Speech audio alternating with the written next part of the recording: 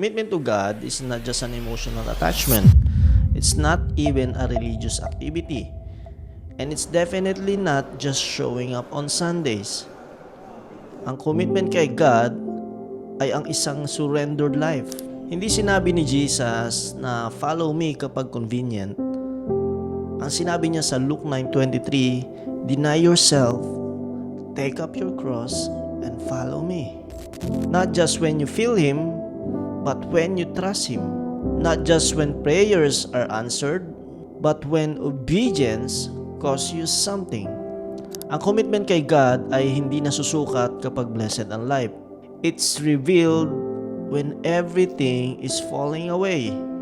You know, in the Bible, the story of Ruth, may dahilan siyang sumuko, namatay yung kanyang asawa, at walang kasiguraduhan yung kanyang future.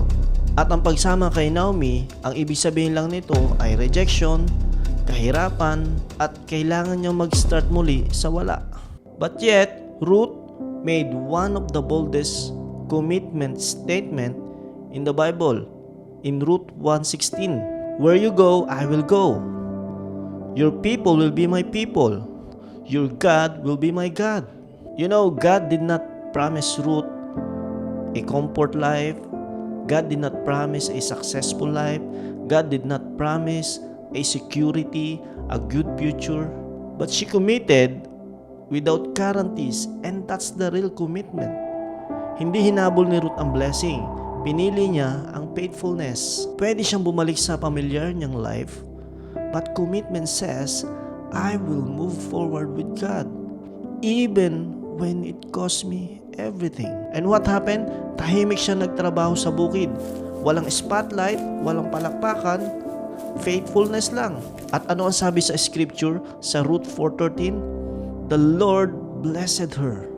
You know, Ruth didn't commit for the reward, but the Lord honored her commitment anyway. Siya ay naging asawa ni Boaz, and because of that, siya ay naging great-grandmother ni David. In short, nasa lineage na siya ni Jesus. Here's the truth. God never ignores surrendered commitment. He rewards it in a ways you could never plan, you could never imagine.